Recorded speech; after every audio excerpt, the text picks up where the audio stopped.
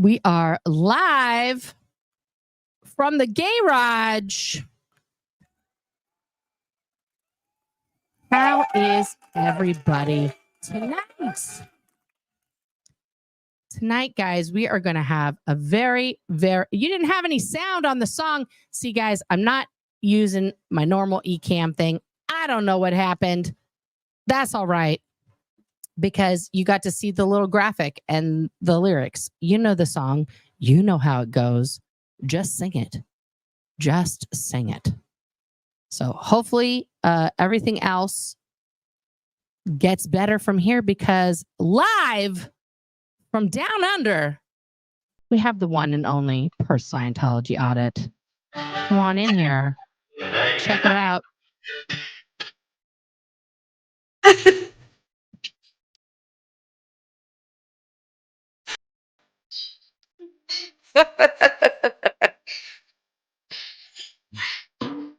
Woohoo!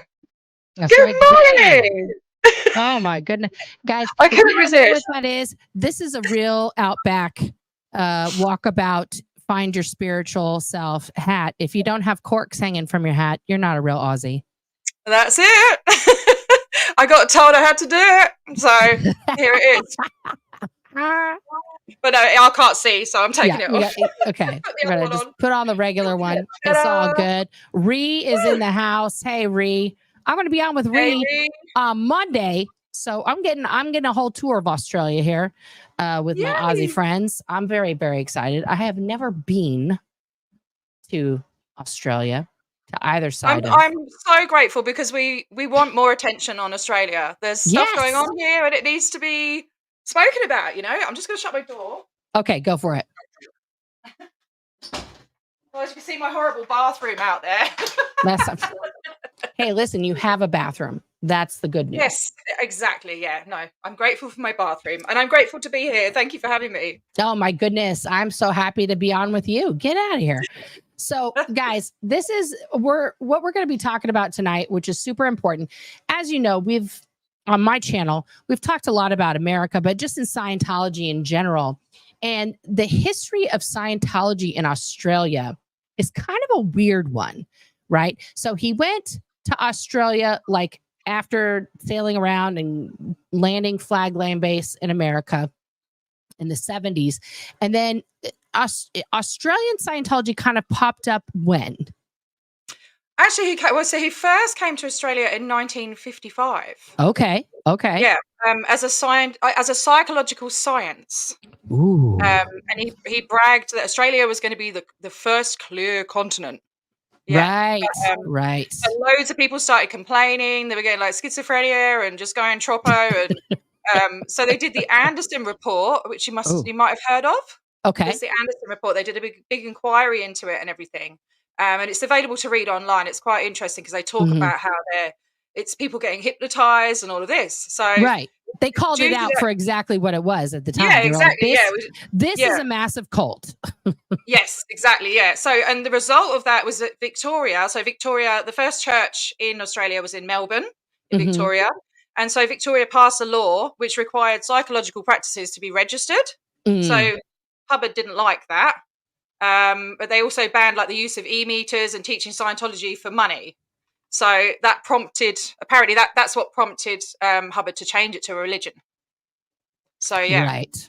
Because as we all know, Dianetics is the science of the mind. So Hubbard's first marketing of everything is that it's a legit science, right? So I think people forget that, even though the Church of Scientology was officially incorporated in 1952, he was still marketing Dianetics as a science, where he was, doing his carny stuff around the world. He was always trying to get it 100% legitimized anywhere. When America failed, Australia was next. They tried England. They tried all these places to be like, I'm a scientist. I've discovered something sciencey.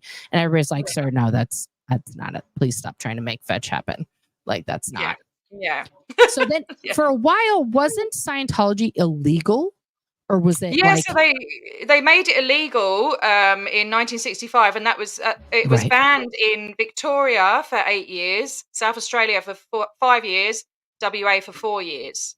But they fought it. They took it to like the highest court and everything, and they fought it. And obviously, like he changed it to a religion, so it is still here today, unfortunately.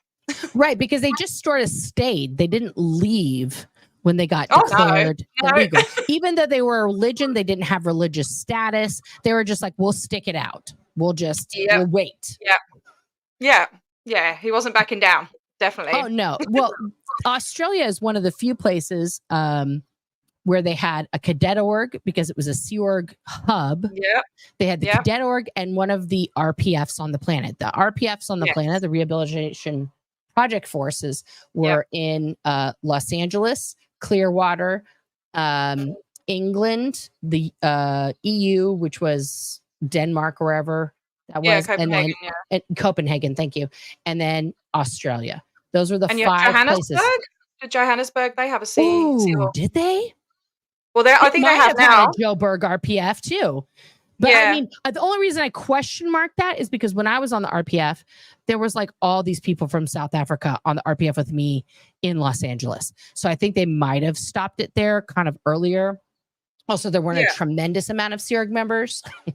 Let's be honest, in South Africa. So to run a program like that, you have to have a whole infrastructure, and they didn't have like enough people to warrant the infrastructure of that.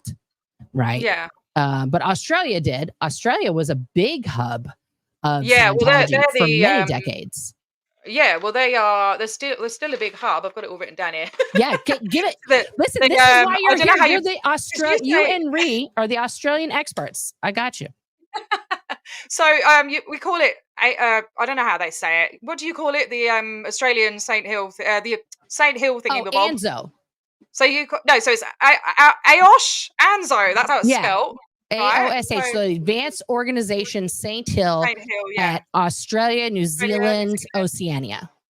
ANZO. Yes, that's it. Yeah. So they are they run Australia, New Zealand, Japan, India, Sri Lanka, Malaysia, Indonesia, the Pacific Islands. They've got like I think there's a lot of applied scholastics going on in the Solomon Islands. Yeah. The Philippines, and one of the biggest recruitment drives, like they've got an org in Taiwan, which they've had for over 10 years. They have a lot of Taiwanese over here. Japanese. And in America too. Yeah, they used to anyway. Yeah. So it's and there's people also are critiquing your accent right now, T.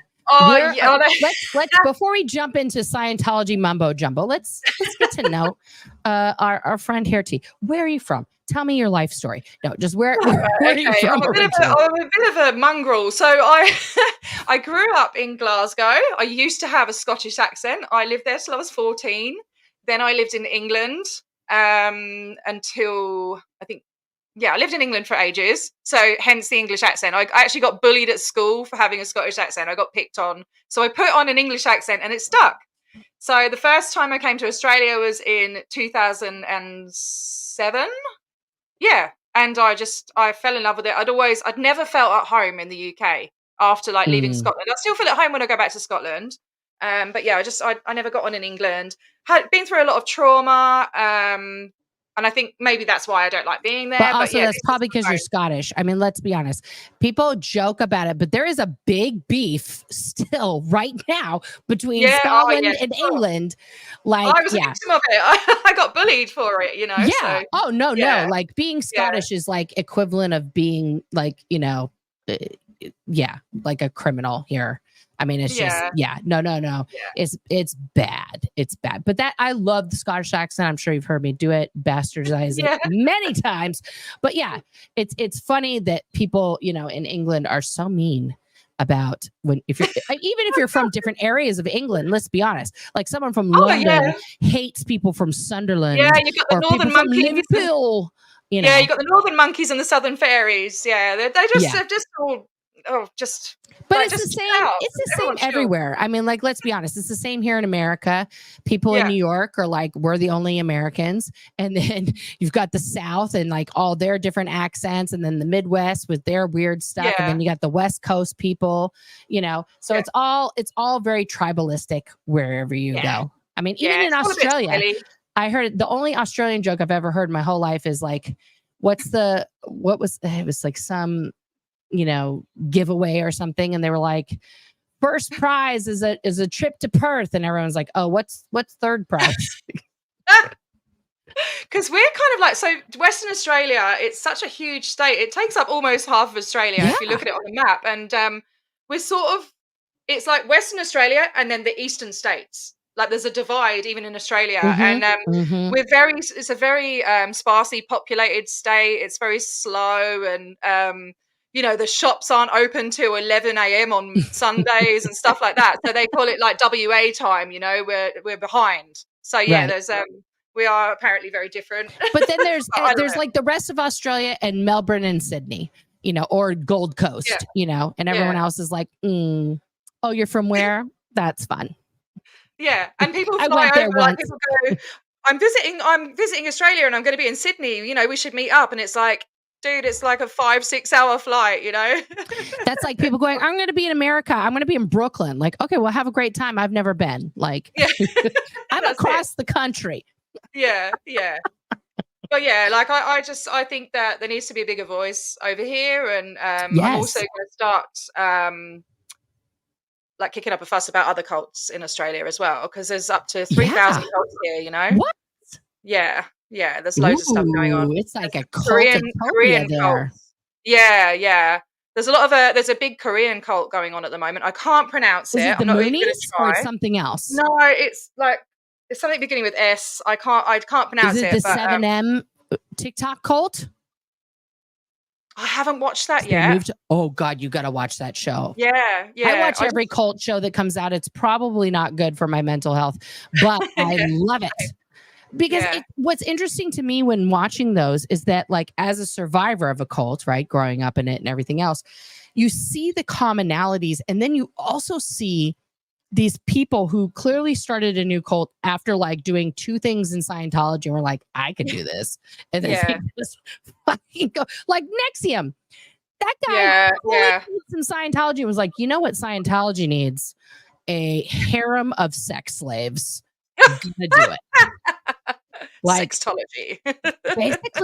basically. And he was like, you know what's better? I love the scene in Top Gun where they play volleyball. So we're just going to throw volleyball in the cult too.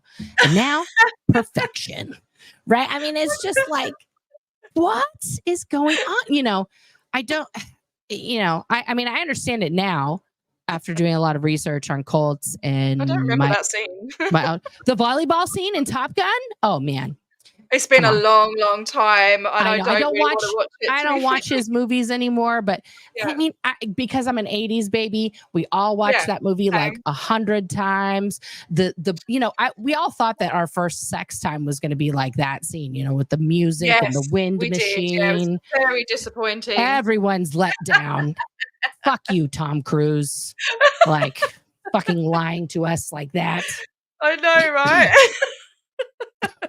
Yeah, I'm an 80s baby as well. I was born in 81, so okay. You're younger than me, but that's good. Yeah. I'm a bicentennial baby. Though. You feel older. Oh yeah. I think so. I'm saving up to get the shots done. Yeah. I think once I've had those shots, because I'm just so tensed up and in pain all the time, and I'm perimenopausal at 42. Like, and I'm hormones are real, y'all. Yeah. And I'm doing it all by myself, with my son, and I don't have any family here or anything, so I get tired. Are they all back in Scotland still? Oh, my dad's in Scotland, and the rest of my family are in England. Yeah. Oh my goodness. And my son's father's family, I don't have any contact with because, well, his mum's absolutely like woohoo, like proper. Yeah, she's not allowed anywhere near my son. She's dangerous. Wow. So yeah. But that's okay. You're a rock and rolling mom doing it all. Yeah, I get to do everything my way, and I don't have anyone like bothering me, so it's good. Every woman's dream. Yes, it's brilliant. But that's why I've been single for so long, because I don't want anyone coming in and messing that up. I'm quite happy as I am. I'm like a little old lady set in my ways. So oh my goodness. Well, you are a vivacious, wonderful woman. Don't sell yourself short. But I get you. I get you on the wanting to have things your way. Like when I first came out of the closet, I'll be honest, I was like, I didn't know if I was going to actually find somebody. because you after being in like a heavy relationship for over a decade, it was like, and jumping into a whole other, grocery list of things that I had not experienced, I wasn't sure. And I lucked out and it was like a 1 in a bajillion chance meeting my wife, and, fell madly in love. So, it could still happen. It could still, it's just happened to one of my friends. Unexpected. Yeah, it's just happened to one of my friends. She found out she had ADHD, and then the following year autism, and then the year after that she's just wanting to try being with the same sex, and she's like, wow. "Oh, this is the real deal. Like, I've never felt anything like this before." And she's got a partner now, and she's all loved up, and it's lovely to see, So that's awesome. Yeah. That's awesome. It's amazing. Life's a whole journey of discovery and stuff, isn't it? And it can be very exciting and roller coaster ride. Oh my God. Yeah. And don't forget that as women, we are so easily, cult or not, we are so easily devastatingly hard on ourselves in terms of our looks, what we're doing, our adequacy as parents, our, accomplishments in life. Listen, this is, and I told my daughter this because she's 17. And so I was trying to start a good habit with her before she turned 48, and then like had to start doing this. But I told her that every day she needs to look in the mirror and tell herself that she loves herself. Not like, oh, you're pretty or like whatever. Just like really be, in love with herself. Because if you don't know what you want, if you don't know what makes you happy, what makes you feel good, no other person is going to do that for you. There's never going to be that person that just, oh, everything's perfect now, because that lasts for like a few moments. It's very fleeting. Just like what Scientology gives you, right? Like they give you this like little teeny bit of like, that's awesome. And then it's gone. And so you have to get more.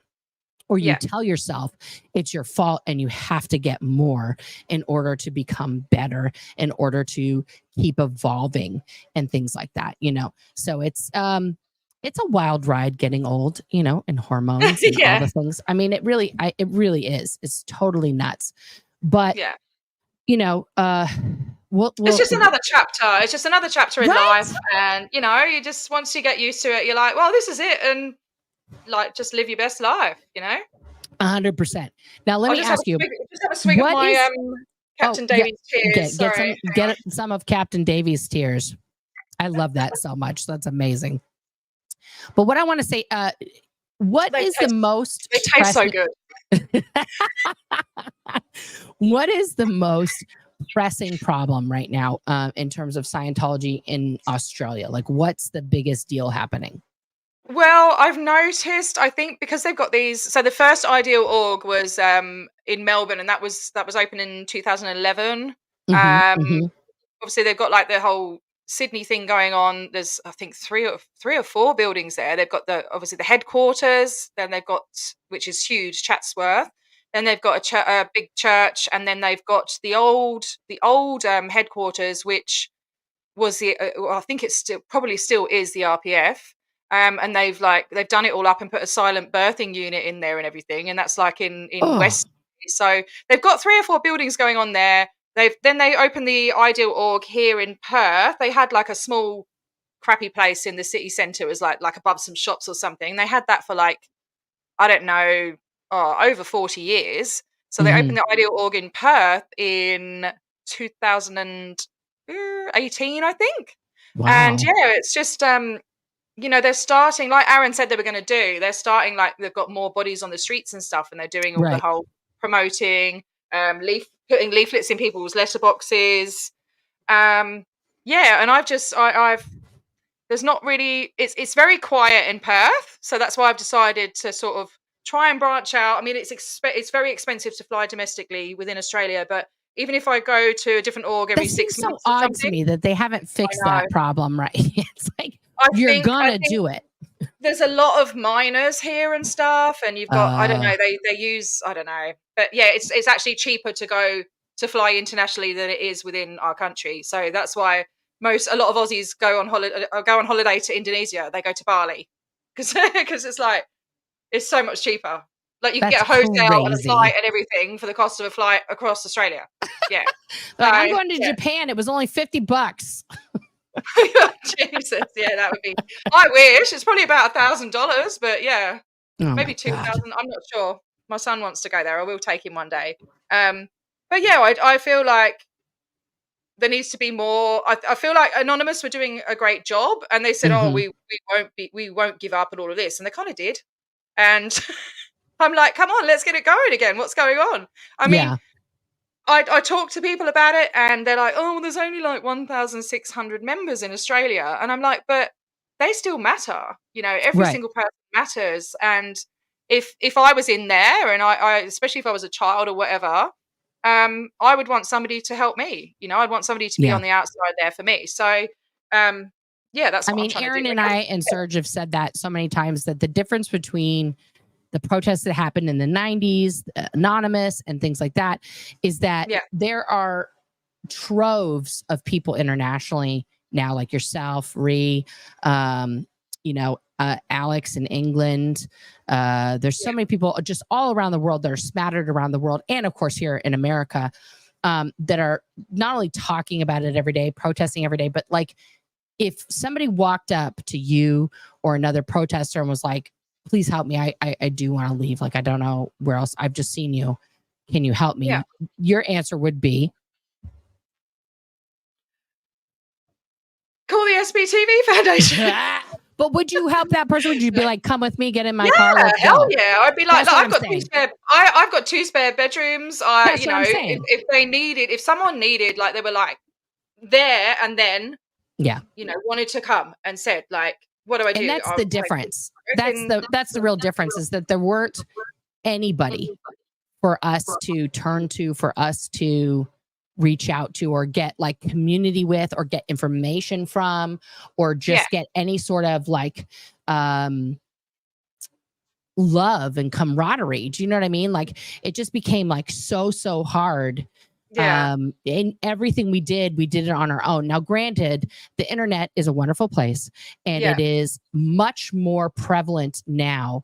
Since 2008, like, you know, since Anonymous, there's more. We've got more power now, I think, and you know, we need to utilize it. Well, also, there's just so much more information that's out and about. You know what I mean? Like we have over 210 channels now as part of the SPTV Nation internationally, which is fucking brilliant.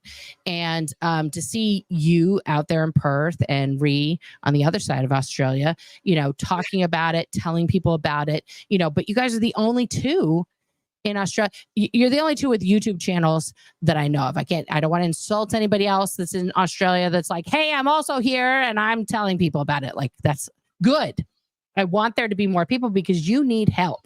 You need assistance out there. You can't, you know, I mean, it's a silly old Scientology saying that L. Ron said, OT cannot operate alone, but all of these things are better in a group. I do. When I protest, if I'm all by myself, I'm good in the hood. I'm not worried about it, but it is much more fun to be out there with like a group of people and be able to, you know, show Scientology. There are lots of people, but I'm sure they shut down just for you, don't they? Do you know what? Last time I went there, right, I sat opposite the doors, and they didn't shut the blinds and they didn't shut the doors. They just sort of, I was zooming in on their desk and everything. I know Osa watches my streams, because I did go inside the church once to watch. Did you not know about that? No, you went in. Did you go watch the Dianetics film, or what did they show you? Oh my God, right. So I have friends and stuff, and like I say, they've been putting leaflets in people's doors, right? So I got someone I know got a leaflet about an event that was happening, right? So I thought, oh, an event, I'll go down there, right? So I'd already been on TikTok and things like that, and just in case they recognized me, I curled all my hair and I put on a Scottish accent, and I went in, and my name was Sheena. Oh, I love it. I want to hear how you spoke to them. You got to do the rest of the story in Scottish. Okay, so my name was Sheena, right? And she's actually my evil stepmom. And I don't know. I think I can do it. Right? It's so good. So anyway, they bought it hook, line, and sinker. I went in there. I sat there and had a wee chat with them for half an hour. Then I went into a seminar, and by accident, and I swear to God, it was by accident. It was complete accident. I accidentally streamed to YouTube. I got called out of the seminar. I've got to talk because they saw their seminar on YouTube. Honestly, I don't know how it happened. I'd never even been live on YouTube, right? But it's so weird. First of all, I was just filming normally on my phone, right? Right. And they called me out of the seminar, and they said, "Oh yeah, you're not allowed to be taking photos and filming." And I said, "Oh, I'm really sorry, I didn't know," because there was actually another lady in there, and she was filming and taking photos and stuff. And then I went back in, and I must have I put it in my pocket, and I must have accidentally, I don't know, pressed stream to somewhere. And this is really, really odd. I got called out again, and they said, "Oh, we have the head of security, and they just want to talk to you. They just want to, go through a few things with you." And they watch all the live streams they watch all the live streams and blah, blah, blah. So and he's on the phone, this guy, and it was the head of OSA in Sydney. Right? Who's that? Yeah. Oh, I can't remember his name. I've got it written down somewhere. Oh my God. I think I say his name. So on my channel, I do an interview with a lovely lady called Linda, and she's called the Scientology Watcher. And she was actually there with me that day, and another lady called Frio Neverin. Anyway, and I talk about the whole thing on there. And he starts trying to intimidate me. He doesn't even say he goes, "Hello, my name's blah blah blah. I'm the head of the legal department in Sydney. Yeah. The Scientology and all this. Director of Special Affairs." Yeah. Yeah. So I'm like, "Oh, hey, how you going?" And he's like, "Do you know the law?" And I went, "In regards to what?" And he goes, we have seen you. You've been streaming live on TikTok." And I'm like, "What? I've never streamed on TikTok, not even to this day." So I was like, right. "I haven't." And so they started playing this video of mine, which wasn't alive, obviously. Started playing this video down the phone, and he's going, "Oh, well, because this person really sounds like you, and she's sitting there wearing a captain's hat." And I just lost it, mate. I lost it. I was like, "A captain's hat?" I'm pissing myself laughing. And the lady next to me, who worked there, she's like, stone faced and everything. And I'm going, "He's saying I'm someone wearing a captain's hat. Why would they do that?" And all this, it was just so funny. And he was just trying to intimidate me. He said, "Well, we're going to call the police and all of this." And I was like, "Go ahead, mate. I haven't done anything wrong. I'm not on TikTok." So I wasn't lying. Yeah. And then because my other two friends, they were protesting outside, and they were waiting down in the corner for me. And he goes, "Oh, and what about those clowns down on the corner there like that?" And I went, "Oh, no, they're terrible, aren't they? I walked past them on my way here, They were trying to tell me all this stuff. I just, don't know what they're talking about and all this, And he goes, "Well, maybe they're impersonating you," which doesn't make any sense, Right. So I went, "I'll tell you what, I'm going to go out. I'll go out and talk to them and see what's going on." That was my cue to leave. So right. Yeah. Good for you. Good on you. It was hilarious. But I was afterwards, I was just like, "Oh my God, they're going to follow me." And I parked my car very far away. And, good job. And then I was trying to so my friends went one way and I went the other way. Our cars are parked in different places. And it's like, "Oh no, but let's go down the pub and we'll have a chat about it." And then I'm on the way to the pub, and I couldn't get hold of them. They're messaging me, but I had no credit on my phone, and they're getting worried, they didn't know what was happening with me and stuff. So I had to go to I'd run out of credit. I didn't have enough money in that account to top it up and put more credit on. So I had to go to I'm going to pause you for a second for the American audience. In other countries, guys, they don't have the unlimited plans because we are so gluttonous here in America. Everything's unlimited. You have to pay back when phone companies started here for the bits and bobbles and pieces of your plan in the rest of the civilized world, which I still don't understand. T-Mobile, AT&T, Verizon, just give the people the things. Let them talk. Yes, absolutely. I agree. It's really stupid. They don't need to do. As a person who used to work in a telecommunications company, let me just say, they don't need to do that. They are just ripping you off. money grabbers, aren't they? Yeah. Yeah. But anyway, I had to find a McDonald's, use the free Wi-Fi, transfer money over to another account, right. get the credit on, and they were like, "Oh my God, where are you? Are you okay?" And I was just like, "Yeah, I'm all right." It was just me at the pub and everything, and then we had a little decompress and there you go. I don't normally drink, but I had a double vodka. Good for you. Like, I don't normally drink, but I had 17 shots. Yeah. I was very stressed. I was just like, and the police actually turned up. They did ring the police and everything. Why did I go off on that tangent? Because we were talking about what's going on, and then you had accidentally streamed it, and I was like, I made a face because I didn't know the story, so you told me the story. But before that, I can't remember what I was saying. I was like, oh yeah, you were saying like they're shutting it down or something. But yeah, no, I went there again. I went there again a few weeks back, maybe a month or so. I need to go there again. Are they closing the blinds on you and stuff when you come? No blind tech.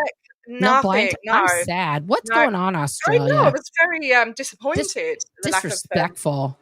I know, right? Disrespectful. But what they did do is they called the police on me again. So I'd actually checked with the council, with the Shire, to see. So they have a big verge outside the front, and I checked with the local council to see what the parameters were, to see where I was allowed, because they kept saying it's their verge, and it's not. It's the council verge, right? So I was there with another streamer named she doesn't really stream, but her name's Freya Neverin. We were sitting there, we're having a little picnic. We had a little mini squirrel fest. There's only me and her turned up, and we're having a little picnic outside. And I said, "Oh, let's do a little bit of filming. We'll just walk around the building and that." So we walk over and we go on the verge, and she's like, "Oh, you're not allowed to be here. I'm going to call the police." And I went, "No, actually, no. These are the measurements." And she went, and she phoned the police and everything, and they took a while to turn up. They probably took a good half an hour or something. And then while we were waiting for them to turn up, a Scientologist he'd obviously been out leafleting for the day or whatever, canvassing for the day. And he came over and he started talking to us. So I had a really good conversation with him. He's absolutely bonkers. Sort of, was he trying to recruit you guys or what? No, he was doing the whole truth about drugs nonsense. Blah, blah, blah. Yeah. And the anti-psych stuff and everything. And I said, look, a psychiatrist has saved my life. And he's sort of saying, they tell you that you have no soul. And I'm like, so the next time I went to see my psych, and I said, I said, have you ever told anyone that they have no soul? And I recorded it. So if I see him again, I'm going to play the video of my psych saying that. I love that. I told him all about Serge's story, and he was saying, well, how do you know it's the truth? And I'm like, mate, and he's going, well, our stable datum and all of this is that what's true for you is true for you. And I was like, it's just a cop out, isn't it? Like, what does that even mean? Oh, because it's not true for me, because it's not in my reality, it didn't happen. Like, are you serious? I don't know. That's basically how they keep themselves, sane, right? So if it's not true for you, if you didn't see it, then it's not true, right? Yeah, it's just insane. Like, well, yeah. With the truth, is it the truth rundown? That's basically what they get you to do, isn't it? To change what you've seen 100%. They did it to Leah Remini, didn't they? Yeah. Where like she's seen all this stuff going on with Tom Cruise being treated differently and stuff, and then they change your reality, hypnotize you into having a different reality, I guess. But yeah, it's just insane. So that was the last time I went down there, and they phoned the police. The police came along and they were like, "Oh, we can give you a move on order if you cause any trouble." I said, "Well, I'm not. I'm doing everything legally." I explained about the measurements and everything, and she had lied to them and told them that I was inside the church. So I was like, "Well, you can get them to show you the footage then, because I wasn't, Right. But yeah, it's just nonsense. So I do need to go down there a bit more, but it's very hard with the little one. He doesn't want to come with me, so. Well, that's okay. I mean, if your kids don't want to be involved with it, I got one kid to come with me one time, and he was the 18-year-old. So he was my like, boy's too young. I wouldn't do that. No. I mean, listen, I don't judge anybody. If the kids there's been kids who are passionate, and they're definitely like, forget Scientology and they want to, go do it. it's all a personal choice between you and your kid. My other kids are like, they're cringed out by my channel. They're cringed out by me talking about it. And all of that. No, you're good. And all of that stuff. So it's, you know, I mean, I have like, there's like 5 generations in our house, I think, or something like that. I'm Gen X. My wife is a millennial. She's an exennial, right? It's like that cusp. Like you would be like an exennial. It's like the people who are born right at the end of Gen X, but right at the beginning of millennials, and they feel like they don't fit in either. So they made like a micro generation for people born between 1980 and 1985, the exennials. Right. Crazy stuff. So it's me, my wife she's a exennial, and then 3 of the kids are Gen Z, and we have, so 4. And then the last one's a Gen Alpha. So it's like, don't forget about your dog. Oh, right. The dogs are also Gen Alpha. Okay. Oh, you got 2 dogs. Yeah, sorry. Yeah, they're both alphas, and it shows because they speak a whole other language that I don't know anything about. My son does Riz. Yeah, my son does all that, and he does an impression of Hubbard. So like, oh my God, really? Not like a whole impression. So he does like, like the ruler and movie theater, the supreme ruler. But then we were out like driving in the car the other day. We stopped at the traffic lights, and he's like, Land Cruiser. Gold, mate, absolute gold. Yeah, I love it. So tell us all about this fabulous event that you are putting on. When is it? What time is it? How many people are RSVP'd? Tell us all. I'm not telling anyone the date. All I am saying is it is in. Oh, we're on the 1st of August now, aren't we? So. Well, for you, yes. Yeah, we are here. So it's this month. We're in the future, and it will be this month. Yes, it will be in this month. Where? In Melbourne. In Melbourne, okay. Ascot Vale, Melbourne, Victoria, Australia.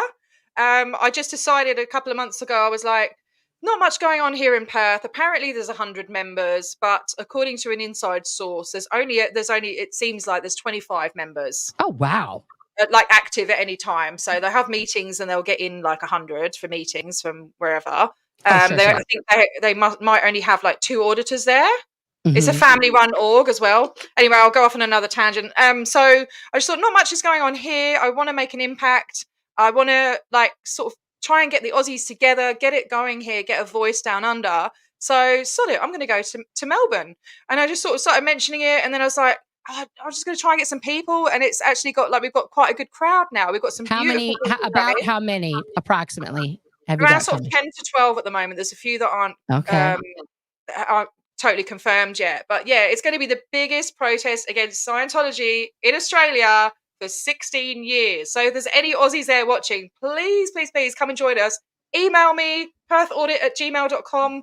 Let's do it. Let's get a big crowd out there. Email T, because here's the deal. I know you're going to be there. Ree's going to be there.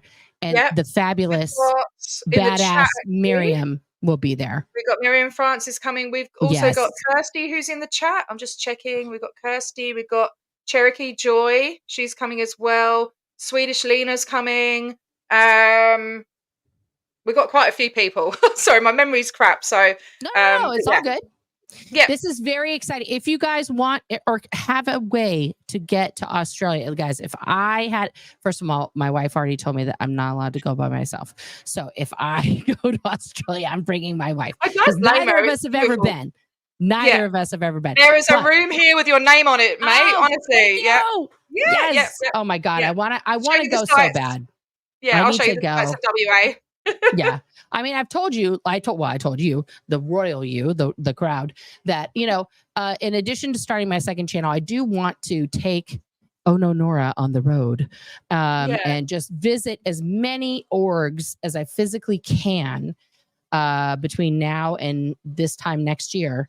To just like literally make sure that we're taking this as international as possible, because the things that you're saying to me right now are like buzzing in my ear a bit, because when you tell me, and this is the thing that I've been bringing up, but it just tells me that I'm right, which is sad, but also why we need to focus on these things. Because when you tell me that they're doing the truth about drugs and they're getting a couple hundred people in for their there's seminars, whatever. What that tells me is that they have businesses like chiropractors, dentists, schools, and things like that in the area, that those people aren't necessarily, hey, I'm a Scientologist, but they're working for a Scientologist, right? Yeah, the money's going back to the mothership. Exactly. Yeah. So when they need to fill up a seminar or fill up an event, these businesses are then telling their employees, like, hey, if you don't show up for this thing, this means your job.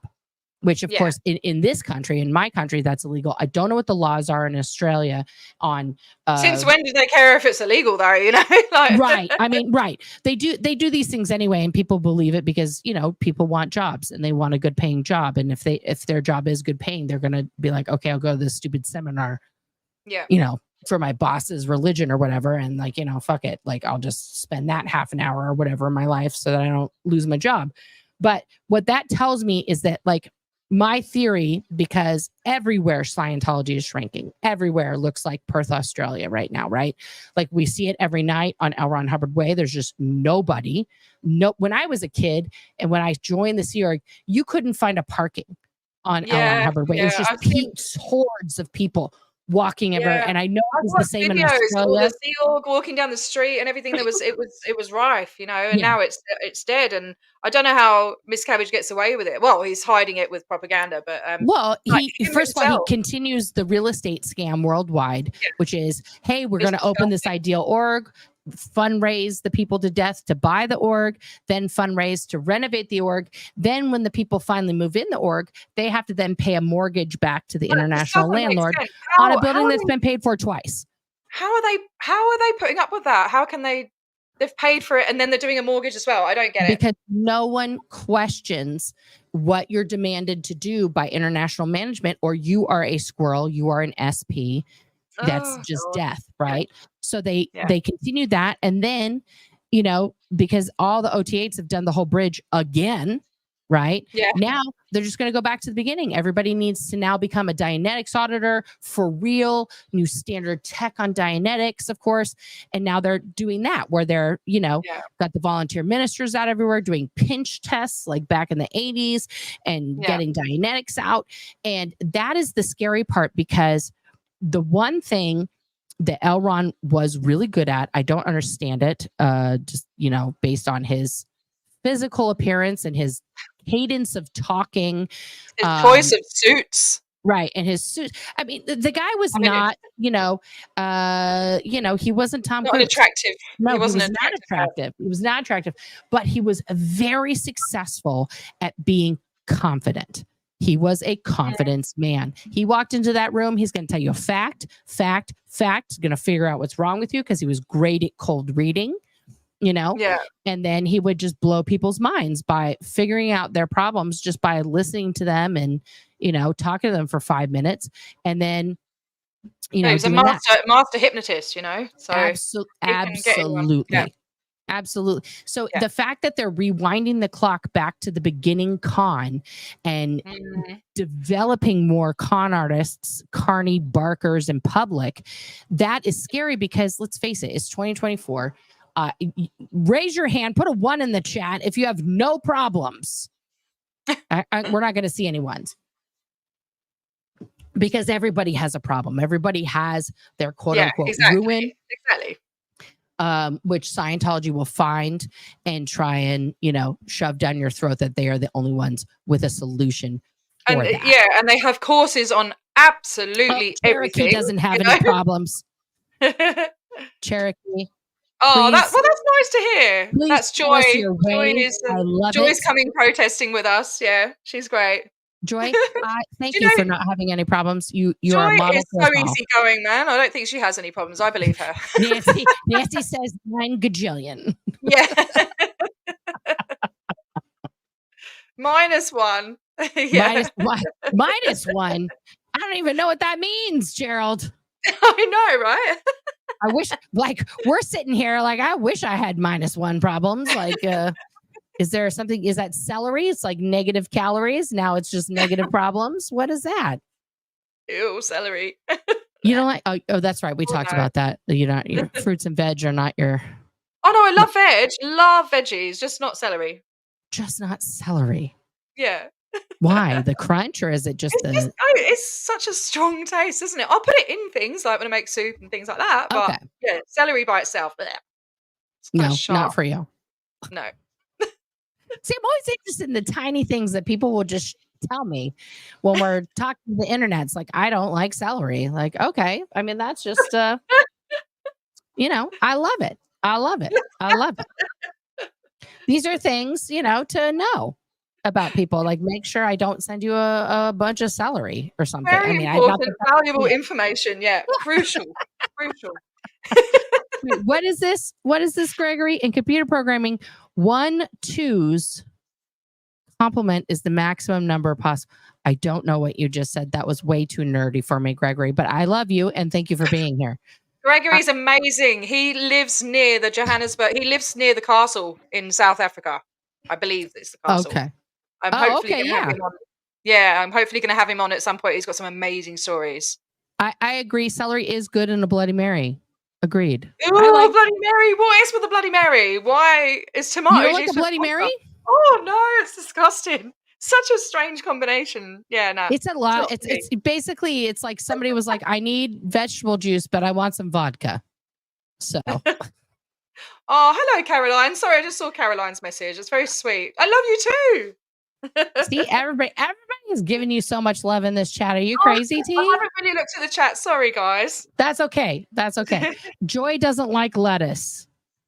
So put your least favorite vegetable in the chat, guys. This is a hot topic. You had a Russian for lunch. I said I don't like celery. Is that a white Russian? Is this a drink, or you just are partaking of a person? I don't know what's happening, Gregory. It sounds very naughty. Whatever it is. Everyone's hungry now. Everyone's okra. There's a first. Now, are you from the South? That's a question. I haven't tried that. It's kind of like, what's it like? Is it like celery? No. It's like a star-shaped green plant that if you don't cook it right, it tastes like death. Oh, I love broccoli. I love broccoli too. And onions, and I like Brussels sprouts also. Blow drill. I'm with you on that, Dylan. Brussels sprouts, when they're properly done, love them. Russian. Okay, hang on a second. Gregory says Russian is what South Africans call sausage. Okay. We're learning all kinds of things now because, you know, in England that would be bangers. We call them snags in Australia. That's right. There you go. Lima beans and peas. Oh, well, who said lima beans and peas? I like lima beans and peas. I have a snag on a muffin for lunch. Okay. Muffins are good. Yum. I got 99 problems, but Melbourne Scientology org has a bigger one with us coming. I'm protesting. Yeah, that's right. Absolutely. Turnip. I'm so excited. Good.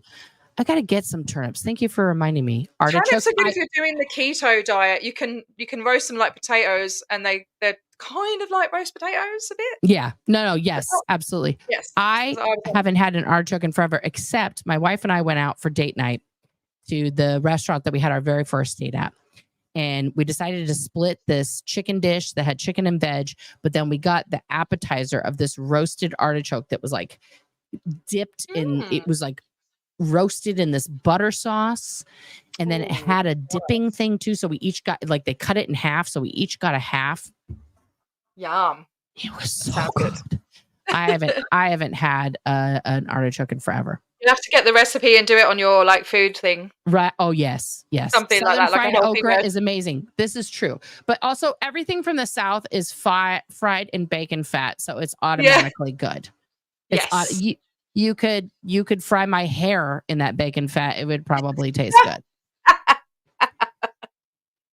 Like almost all vegetables, but not radishes. Oh yeah, no, I don't like radishes. No, I don't like radishes. Oh, no. I put them in my salad. It's so good. Oh, who's making ceviche? Pinche Becky. Oh, cilantro. Ceviche. I don't know. How do you not have it with cilantro? That's just crazy. Cilantro, White Russian is a great future drink. Yes. No, cilantro is what do we call it? It's like a little herb. It's like a little leafy herb. But we don't call it cilantro. We call it what do you call it? Oh my god, it's gone totally out of my head. Not oregano. It's what's Parsley? it called? No, you put it in curries and stuff. It's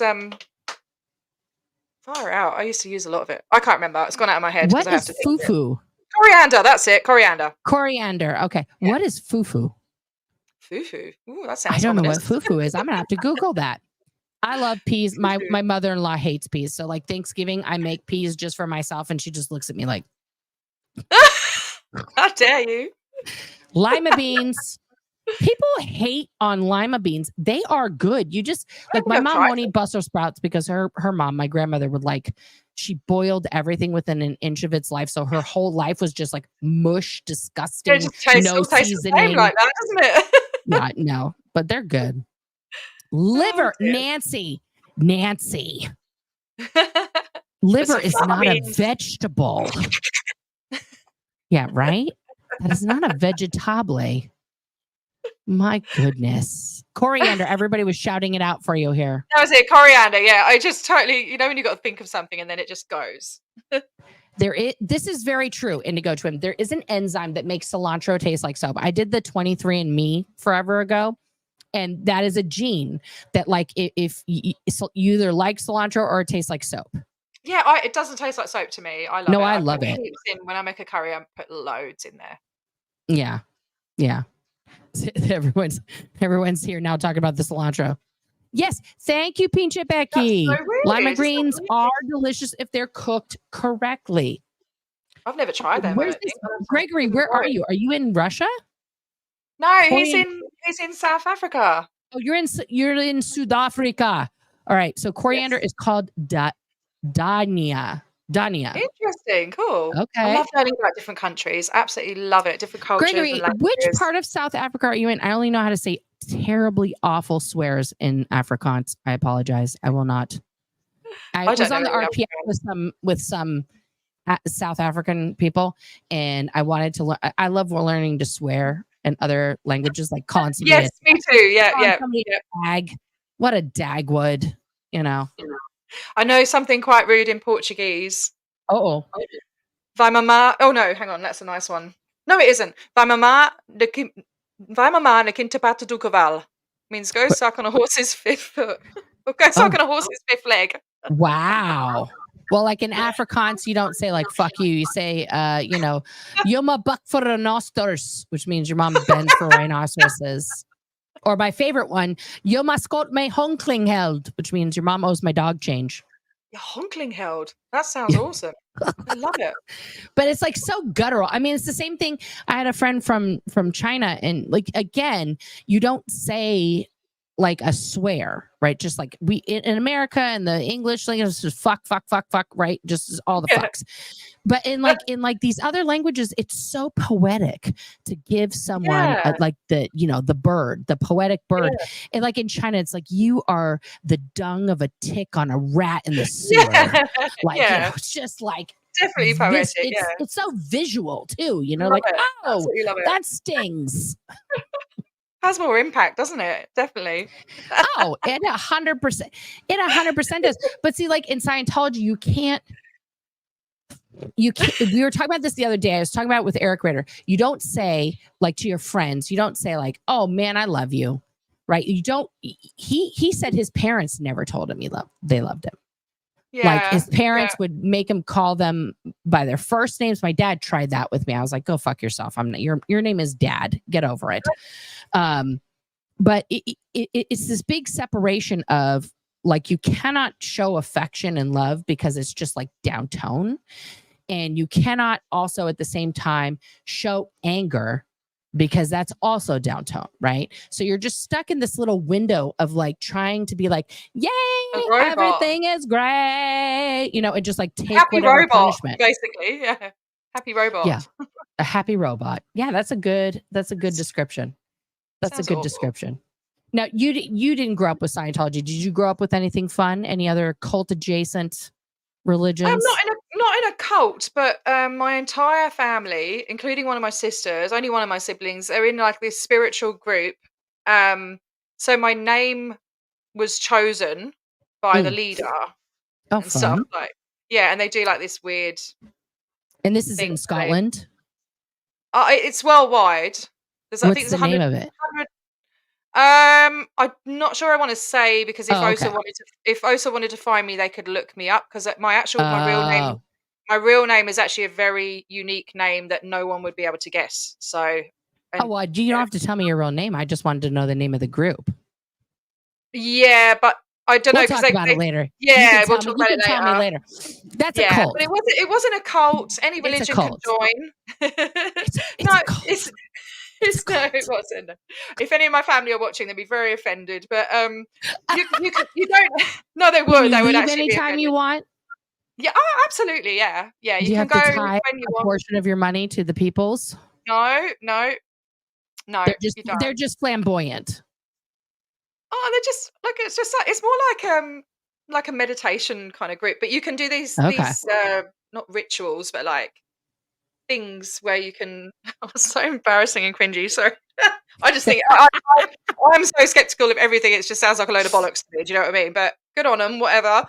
They can do this. I don't want to say the procedures either, because then that would reveal who it is. But you can open yourself up to receive messages from God and all of this stuff from your God. Any religion can join. You don't have to pay money. You can have a name, whatever it's called, name chosen for you if you wish. You're not obliged to do it. So, I see. Yeah, so it's just like a spiritual group thing. But that's as near as cult I've gotten to. But yeah, I've just always a fun cult. A what? I said that's a fun cult. Yeah, well, it's weird, but yeah, I spent a lot of time as a child. The number one thing about cults is they don't like to be called cults. If that's a dirty word to the group, it's a cult. No offense to T's parents. I love you. Please come see me. We'll talk about it. You can meditate at any time you want. You don't have to follow the guy with the cape or whatever and the crown. I don't know what he's wearing. I'm joking. You really don't. And it's. I mean, I meditate all the time because it helps me to quiet my brain.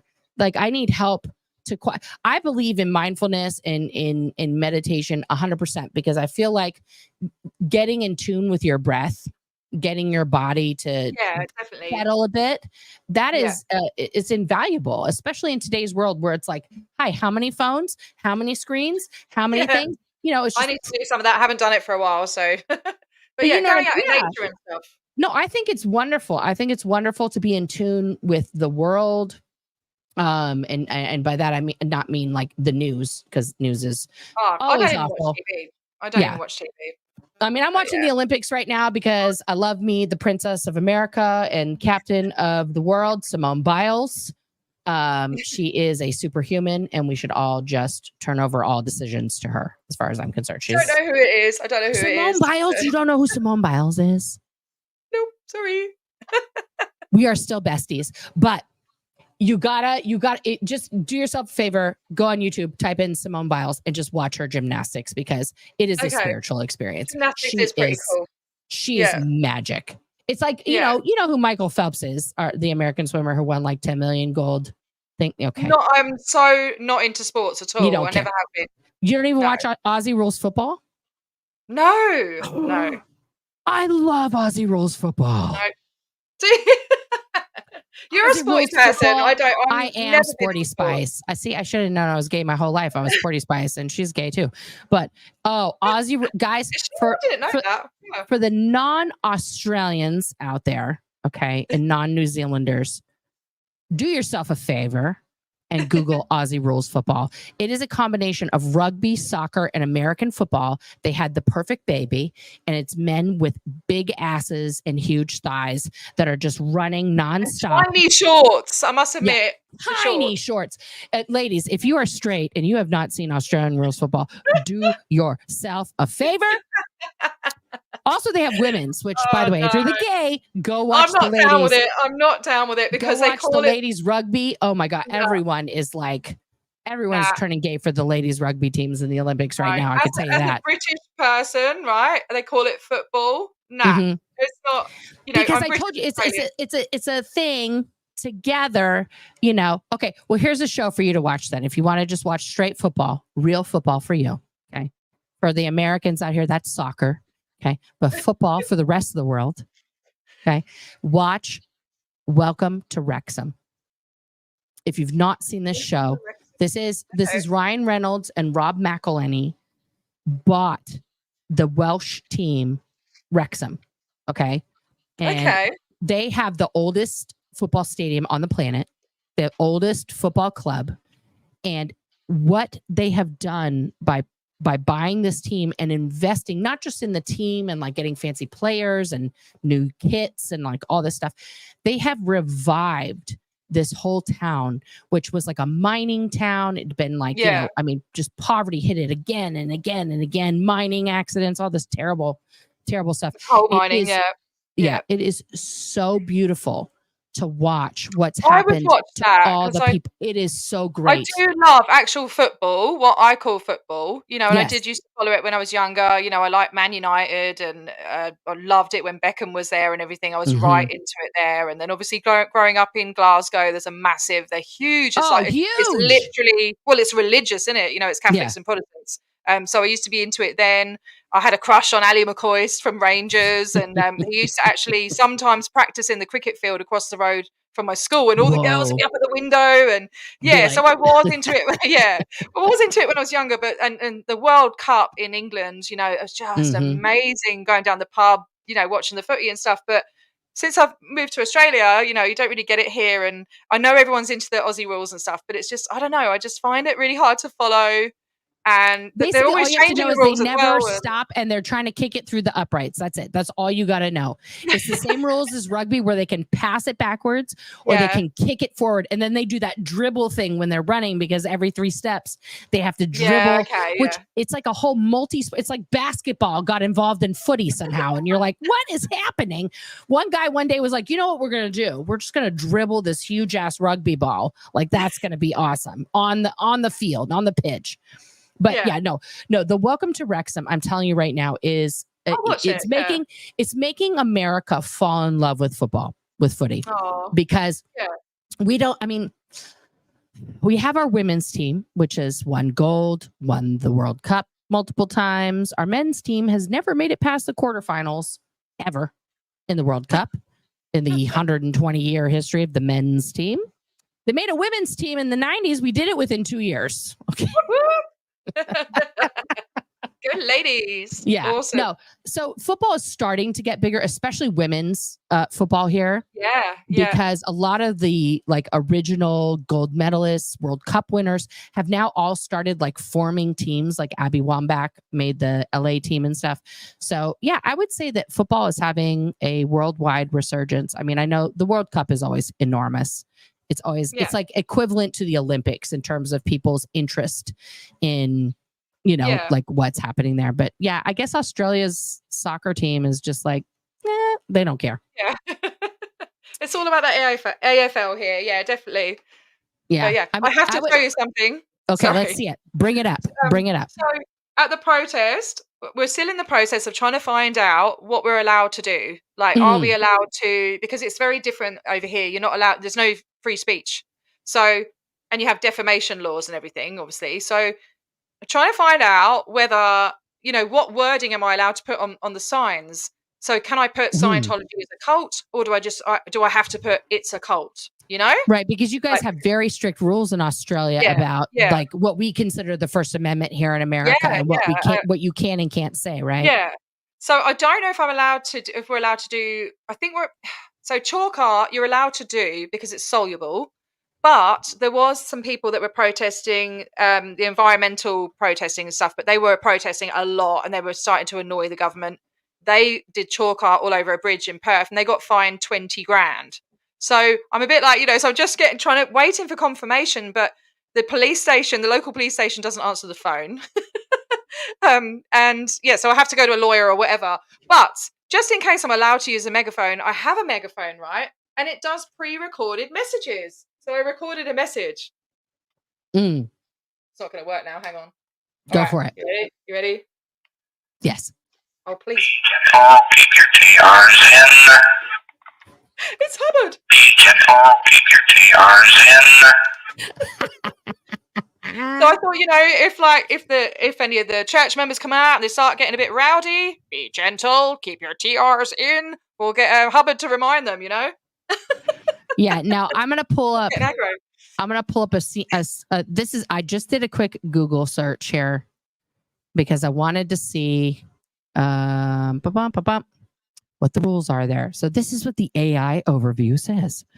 Australia has an implied right to protest, but the rules vary state by state. Yeah. And it must be balanced with the rights of others. The Constitution guarantees freedom of political expression, but not the right to protest. Some examples of protest rules in Australia include permits. Some places like Melbourne and Canberra don't require permits for public protests, but others may require them to regulate competing uses of space and ensure protesters follow time, place, and manner restrictions. Permits can also protect protesters from certain criminal charges. Notification. Councils often recommend or require that local police be notified of large protests.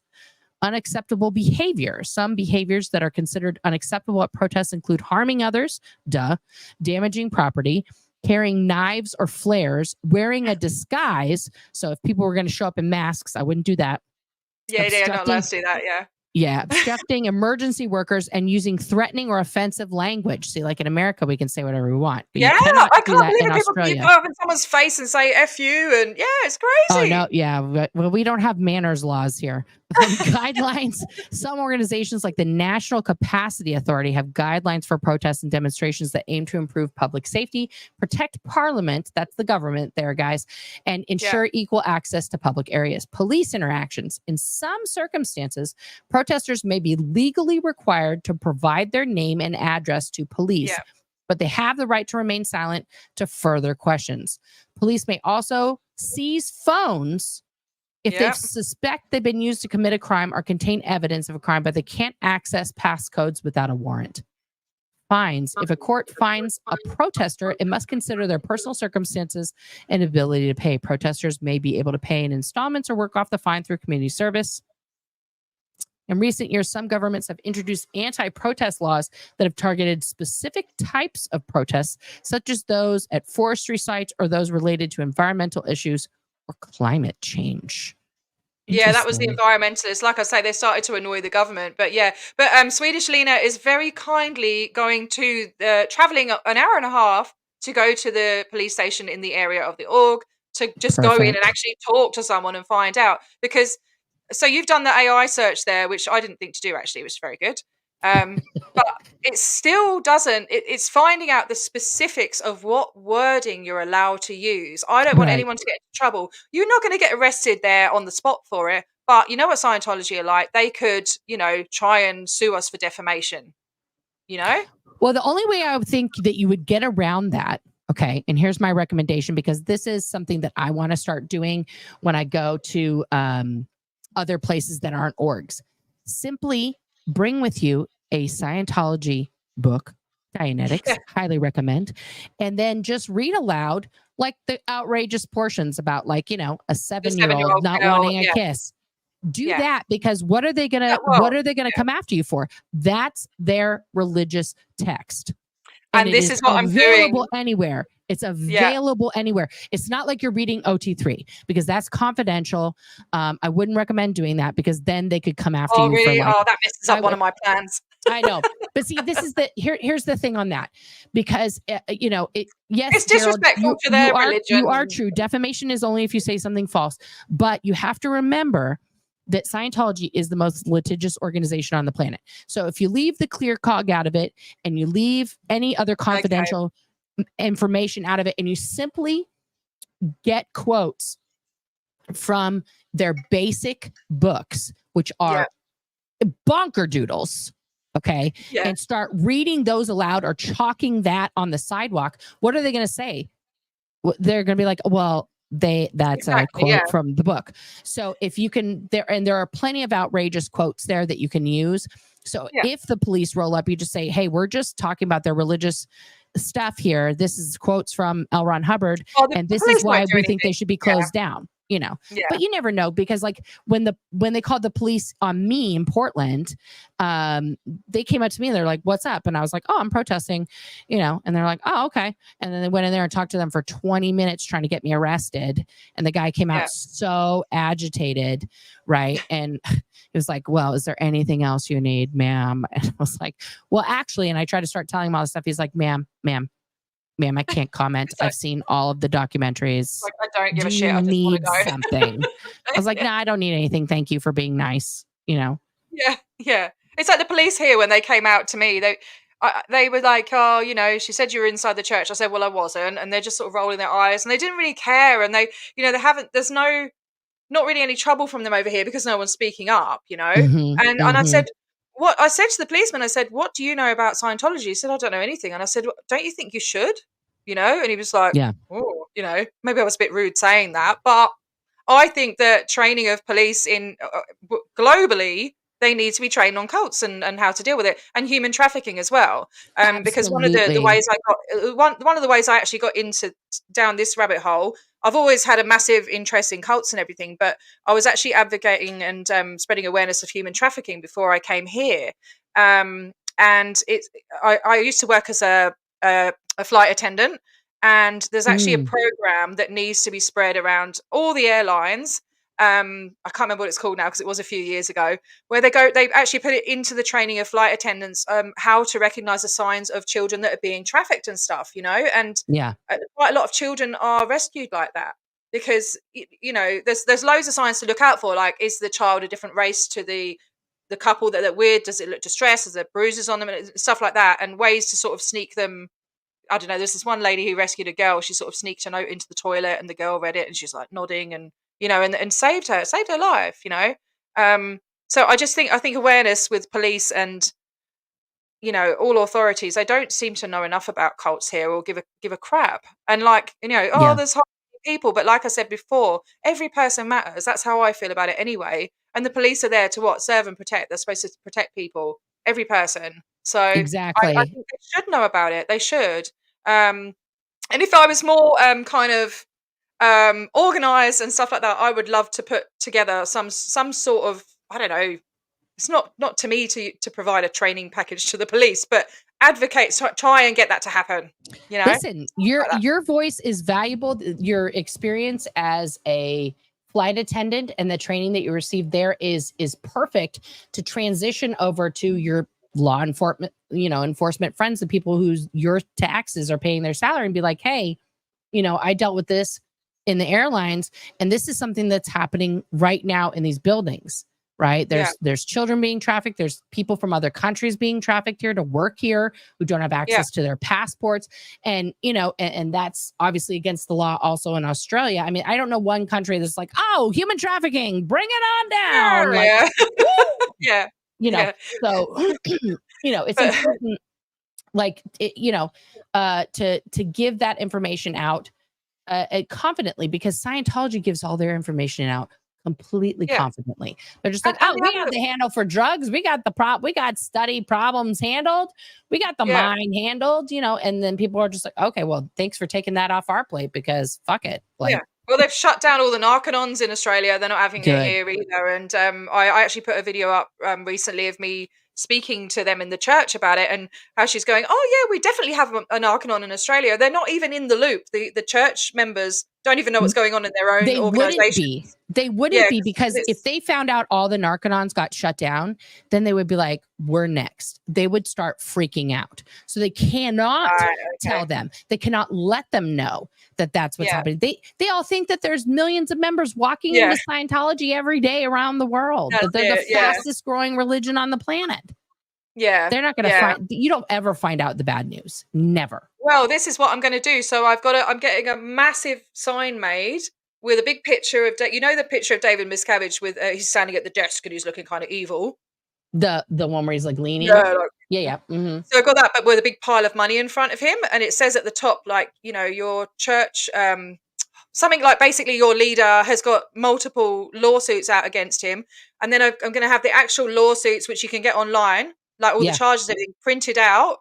Good. And like put in Polly Pockets to hand out, like, well, these are the, you know, like receipts, you know, this is what's going on within your own church, you know. So things like that. I was going to print out all the OT materials, and but if you think that I shouldn't do that, I think here's my, and this is my own personal thought, and you can take it for whatever it's worth. There's a reason why when people protest in any org, you will always see the same type of person who comes out to wash off the chalk and do all this stuff. And that's the person who's been in Scientology for 50 plus years, who's finally made it to OT.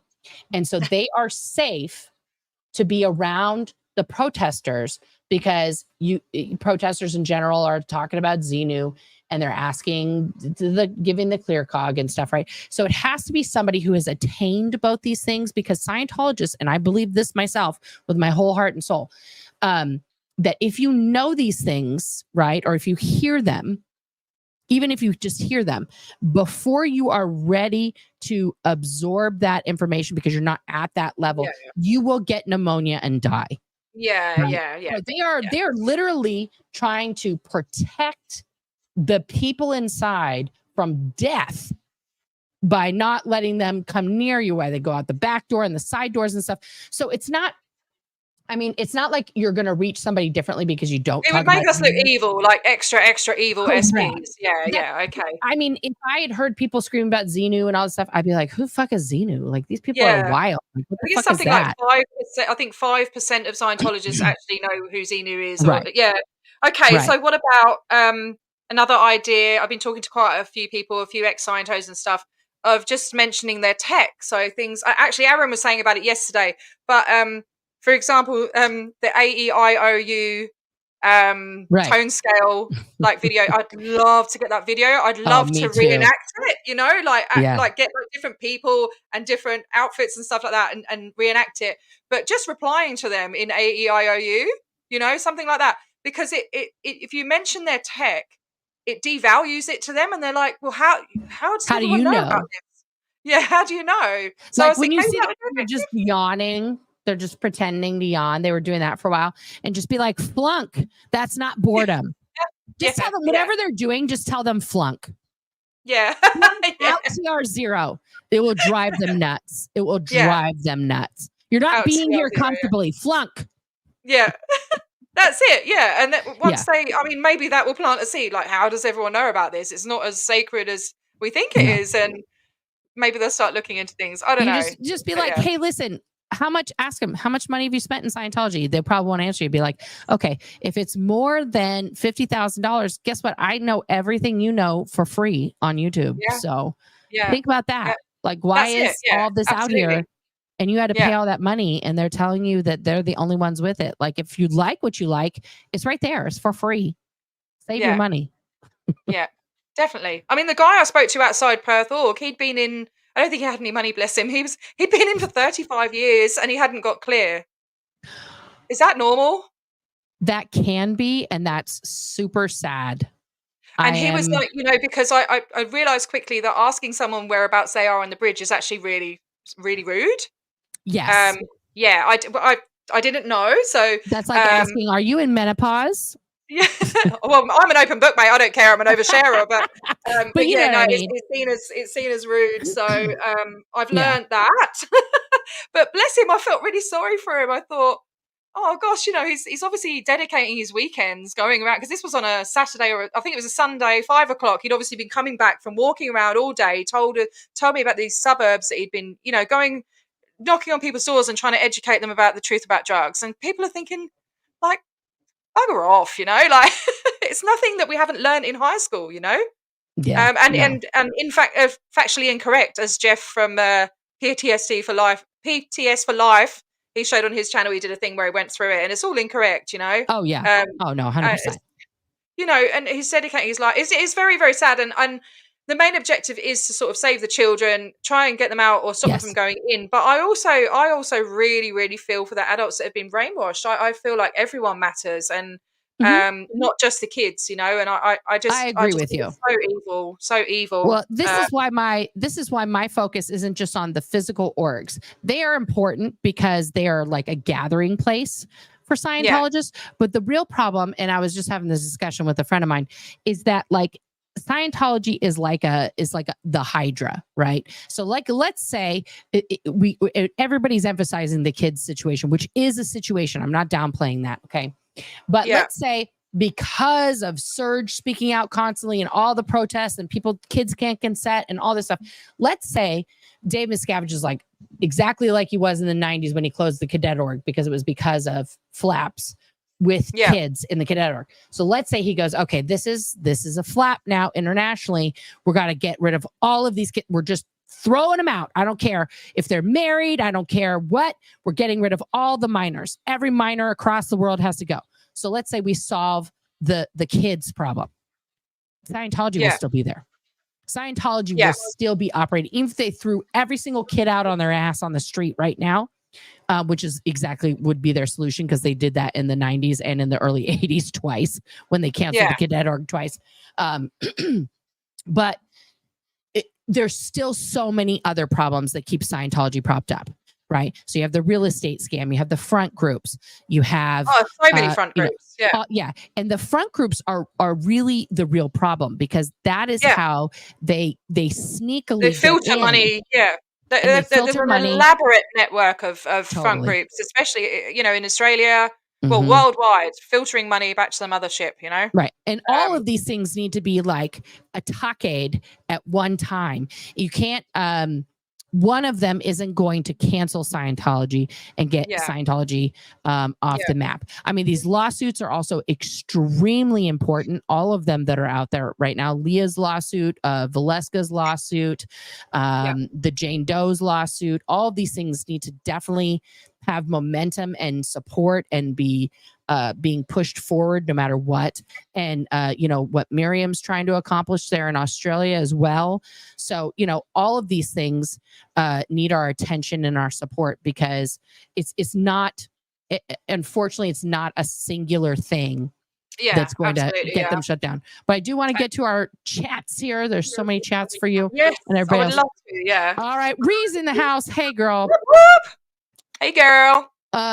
Cleared She's for going free. for a shot. She's going for a shot later on today. I know. Go Ree. So excited. Comment something about 60 Minutes Australia. They really hit Scientology with a lot of coverage. Yes, they've done the best coverage worldwide besides the German news network when they were here in the 90s. Those two is just like a 1-2 punch. Jem's Journey. They haven't put anything out for a few years now, though. So I know. It's because we had a senator here, Nick Xenophon. And he was really fighting for the shutdown, or inquiry, another inquiry. And he had to step down because he had a brain tumor. So I know. I just wish someone else would fight like that over here. I know. Well, we need that. We need the people who are brave enough to take on that fight. Like, we're not launching an inquiry. We're not launching an inquiry because it's seen as attacking a religion. Like, get out of town. You know? Right. Jem's Journey says maybe they could concentrate on the outback and clear that. Use their minds to break the drought. There you go. Hey, that would be useful. We'll take it. There are actually people in what state was it? Probably all the states. They're going out into little outback towns on bikes. They're going on bike rides. They're going on big drives and everything, and they're doing the bloody truth about drugs crap in outback towns. Yeah. See, guys, they're already out there. Marquita Darby. Are there any big hubs in Canada? There used to be in Vancouver and Toronto and in Quebec. Those were the three big places. Ontario? There was in Ontario. That's where the Continental Liaison Office was, I believe. So, sorry, I know loads of random information. There you go. No, yeah. Came to Oz from Zimbabwe. In Africa, got bullied about my accent too. I got rid of it purposely. I'm sorry to hear that, Freebird. I had a very good friend from Zimbabwe, Welto Muteze, and I loved his accent. He had the best stories. Yeah, I love it. The best stories. They actually have two churches in Zimbabwe. Yeah. I think, or I don't know if they're like missions or orgs or whatever. But we trained with people from Zimbabwe. Isn't that gross when he got chucked out? He got chucked out of Zimbabwe. When it was Rhodesia. Yeah. That's where he got chucked out of. Yeah. It's crazy. And they're like, we're coming back. We're coming back. We're having an org. And we're not just having one, we're having two. Just like, screw you. No. They're going to try again to take it over. I was not having a go at T's accent. I was only explaining her accent to those who said they loved it. I love it. All right. It needs explaining. To be fair, it does need explaining. It's a bit. It's lovely. It's pommy with an Aussie twang. I think you should just go back to your roots and go full Scottish. Just let it all out. Oh, I'd love to, mate. I would love to. I'm very proud Scot, you know. That's good. I've got a wee bit of Scottish in me. Just a wee bit. Yeah. So, did you have your Scottish off? Did you have your Scottish off with? I did a teeny bit with Dave. We didn't do a full thing because we were so in depth, and like he made me do a session with him of word clearing. So I know. I started watching it, and I'm really sorry, but it's so boring. Oh, it's clearing. I'm sorry. Wow. I'm not insulting you, but I mean, no, I just don't know how people. I don't know how people sit through these things and do. It's so mind numbing. Hours, like thousands I don't know how hours. you did it, Nora. I don't know how you are still here, like mentally after doing that. It's just. I'm still recovering, my friend. I'm still recovering. Insanely boring. Yeah. No, it is. I mean, helping someone else use the dictionary when you're like, you should be doing this yourself. But yeah. Whatever. Yeah, because I mean, would you say that it affects people's critical thinking just a tad? Yeah, 100%. Because you doubt all the time. Did I know that word? Did I not know that word? You have to look it up anyway. You know. Yeah. It's soul I drank destroying. this whole thing of water, guys. I'm proud of myself. Okay. Gems churning. People don't realize that Australia is bigger than the continent. Guys, the United States maps are liars. Okay. If you look at a map of the globe, it makes America, specifically America, not just North America, but America, look unusually large. Okay. This is, I'm going to be gross here for a minute, but it is like an angled penis pic being sent on Snapchat to the rest of the world. It is lies. It's not that big. Like on some maps, we look bigger than Canada. Like, are you joking? Fucking Canada takes up a huge portion of the Arctic. Africa's made smaller. The continent of Africa is enormous, y'all. Yeah, and it's made smaller on maps. Yeah, it can fit like everything inside of it, and then we're just like Africa, America. Yeah, like significant. Yeah, it's horrible, isn't it? It's bad. It's just racism. Yeah. Yeah. Remember, Oz was first settled by prisoners. I lived there, and the people are fiercely independent. Well, technically, Jem, they were sent there, just like the South Africans. The white countries were like, you can't be with us. Go be with the savages in these other countries. And turns out those countries ended up being better. So Aussies are amazing. I'm not going to talk about that because I'm very passionate about the First Nations people and First Nation people of Australia are amazing. I've seen so many specials now. Another American who did a great special about another country is Zac Efron. He has this show on Netflix, and he got quarantined in Australia during COVID. So he decided to do the second season of his show about Australia. And the thing that they did during this, I'll have to look at that as well. I need to write down these things you're telling me to watch. Down to earth with Zac Efron. Okay.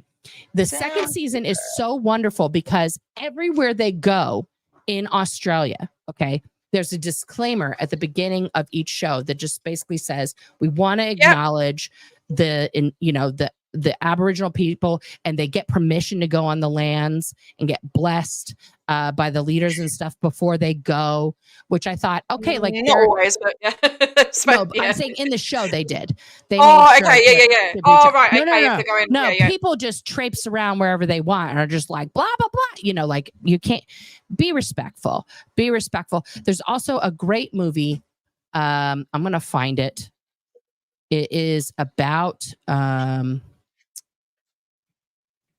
to remember the other one, Wrexham something. Oh, Welcome to Wrexham. Welcome to Wrexham.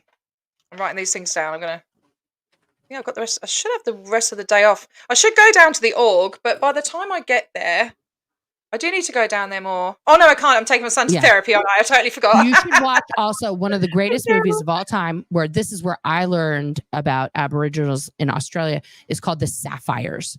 The Sapphires is a true story about these women who were basically made into a singing group to go sing for Vietnam soldiers in Vietnam, and their whole story of what happened to them when they were growing up. This is history I I'm not Australian, so like, I mean, you know, forgive me for not knowing the racist history of every country on the planet, but like, it was so heartbreaking and just wonderful also to learn so much during that movie. And then, of course, great music in the movie and everything else. And the actresses are phenomenal. They're all amazing. Just so. I've If you've seen that never movie. seen the Sapphires, y'all, please go see that. If you want to learn a teeny tiny bit about Australia's history, with its Another good Aboriginals. one, if you want to learn about the stolen generation, which was just absolutely shocking, is Rabbit Proof Fence. Yes, that's a really good one. Yes, yeah. No, It's 100%. It's Well, we talk about it a little bit. Me and Ree actually talked about it a little bit. We did a live about generational trauma after we watched your show.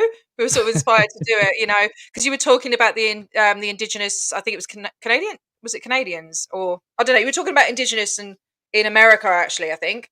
And we were just like, oh, you know, we need to get it out there about the First Nations here and stuff. So it's there's I mean, I didn't even know there was. I mean, I sound so ignorant. I hate it. Isn't it horrible when you learn, like, why didn't I know this? Because it's not taught at school enough. No, I mean, we don't teach that here in America. Are you joking? Yeah, we teach about cowboys and Indians, and people went west and they just conquered the Wild West. And it's like, bro, it wasn't a Wild West. There was just people living there who existed for thousands of years just fine without you taking their land. I mean, we're always, you know, it's what I have to say. And it's always funny to me to think this, but like, I wish more countries would do the German model. Germany owns its horrific history, at least that portion of its horrific history, about the Holocaust and everything else. They teach that in kindergarten. They teach it all throughout school. There's monuments everywhere in Germany. It's not hidden, you know, they did that on purpose because they didn't want that history to repeat itself. And I see that like in so many other, you know, colonized places that they just don't, they don't own up to their history. They don't acknowledge the indigenous or First Peoples. And even now in the year 2024, we're still seeing grotesque stereotypical representation being allowed in public places about things like that. But then you see awesome things like, you know, Flowers of the, now I can't think of the movie that won the Oscar, but Flowers of the Something Moon, and now it's eluding me, but that's a great representation of American indigenous culture. And the woman who got the Academy Award for that is also in another film, Fancy Dance, right now on Apple TV+. So I'm loving that you have like you have Res Dogs, which is like showing like teenage res life here in America, and things where it's just like all these things are starting to become mainstream as they should, you know. And I think it's great. The British Empire, I think, took over about, I don't know if it was 70% of the world or something, or probably more, you know. And it was normal back then. And it's like, well, that was back then, you know. There was a lot of ignorance and racism and all sorts of stuff back then, but it doesn't mean that they should get away with it and that it wasn't wrong, you know. No. So I really for you, England. No, I'm just yeah. Why do you think I moved out? You know, no, I'm still under the Commonwealth. You know, there's some Aussies trying to fight to get out of the Commonwealth. You know, they want to be a do it. I mean, you guys are a big country. I mean, you don't need the Queen. Who needs the Queen? I mean, listen, God love the Queen, but like, who needs her right now? You know what I mean? She's dead, and like, okay, she's gone, Nora. I know, but she was, you know, like she was the queen. Like, you know, let's give it up. I've never been into the royal family. I'm not, you know what I mean? She wasn't just like a sit on your ass queen. She fucking was doing shit in World War II. Like when she was 17, like, you go, girl. She did her shit, you know. Is she a crazy? Was she, you know, like doing all kinds of other stuff? I'm sure, but mostly it's she dedicated her entire life. You know, not her entire life, but she dedicated her life like that. Yeah. When you're the Queen, you don't have your own life, you know. No, she gave her life to England, and she did a fair job. You know. R.I.P. to the Queen. All right, we'll get off of the Queen's ass now. All right, so okay. The parasocial audience. Scientology is one of very few cults that didn't degenerate into a sex cult. Correct. I said the other day that, like if Scientology had the sexy aspect where it was a sex cult, it would have already been shut down. But we have the opposite in Scientology. It's very puritanical and like sex is bad, sex is pain. Yeah. Literally, sex is pain. So it's like I think that's why. Yeah, the HCOB, the policy is called pain and sex. Okay. Yeah, so it's you're not supposed to like want sex or desire it or enjoy it. You're just supposed to do it to procreate. Or... Exactly, that's it. Oh, okay. I never knew that about Scientology. Yeah, okay. Yeah, no, it sucks. It's the unsexy cult.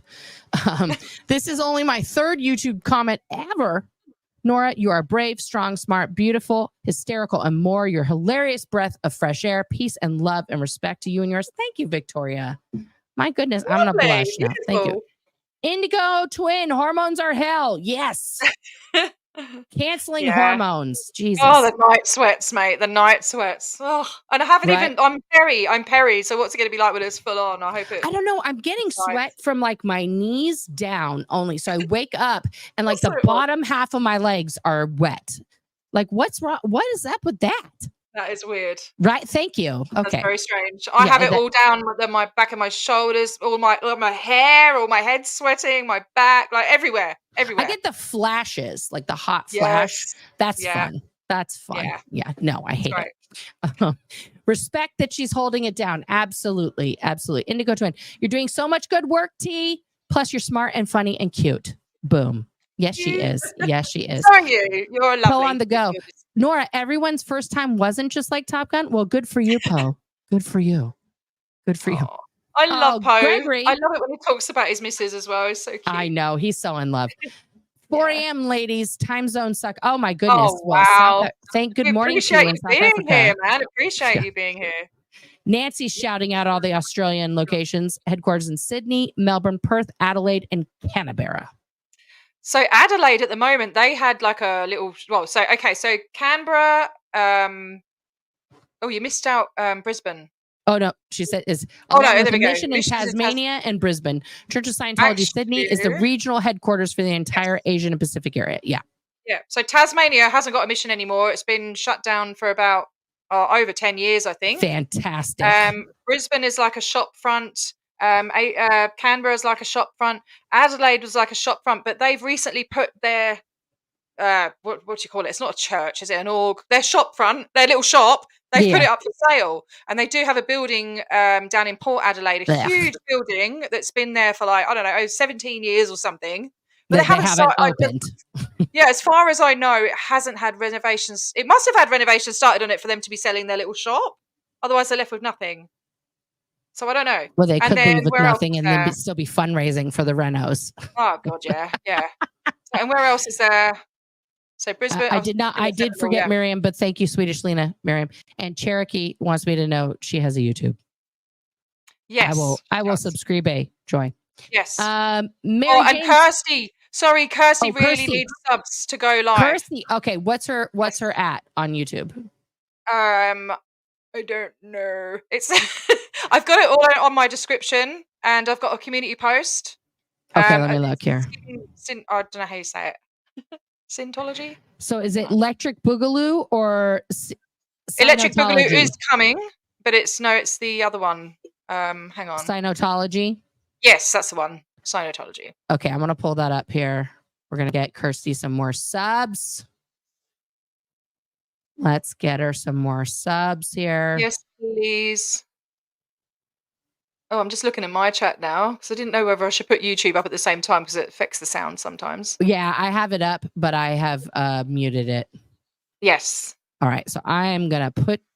Sorry to everyone all the channel. I've missed. Let's get her some subs here. I'm gonna put her up on the screen here for a second. Oh, thank you. You're a legend. Of course. Let's do it. Let's do it. Let's get everybody more subs. Here is Kirsty's channel. Yep. Right here. Dung beetles. I'm going to subscribe. I wasn't subscribed. Look at these little beetles. There's a dung beetle. I love it. Kirsty actually has quite an interesting story. Her husband is an ex-member of the Children of God. Oh, wow. Yeah. So very, very. And then this is Electric Boogaloo. That's fun. Are they Electric a crafty Boogaloo. Person? We can't see Electric Boogaloo. You're still on Kirsty. Oh, just kidding. Here. I always forget to click that other share thing. Now you can see it. And there's their Sydney video. Give these guys a subscribe base so they can go live when the protest happens. Let's see who else. You didn't. You can't see it. No, you didn't put it up. Oh, for fuck's sake! I'm very surprised you're swearing, Nora. I thought you don't normally swear. Do you normally swear? Do you? There we go. Yay! And then we've got Electric Boogaloo. We've got Joyce as well. And who else have we got? Oh, Karen Walker. Sorry, I just saw that. Sorry. Hello, squirrel. Scientology's had a Dianetic stand at the Perth Royal Show. Yes, they have them every year. This year, I'll be going there as well, and I'll be doing a counter thingamabob of my Truth About Drugs leaflets, which I've recreated as the Truth About Cults. And here's Cherokee Joy. Yep. Who else is there? There's a few other people that are coming that aren't streaming. So okay, if you're not subscribed to the great Miriam, yet, of course, please subscribe to Miriam Francis. I love her with all my heart and soul. She is amazing. I can't wait to meet her in person and give her the biggest hug. I've got all these people saying, "Oh, give Miriam a hug for me," so she's going to get like bombarded with hugs. And of course, Ree is awesome. Ree is amazing, y'all. Please subscribe to her as well. She just broke that 100 subscribers mark recently, so now she can go live, which is so good. Guys, it only takes 100 subscribers to be able to go live, okay? And YouTube, to be honest with you right now, YouTube has changed up the algorithms.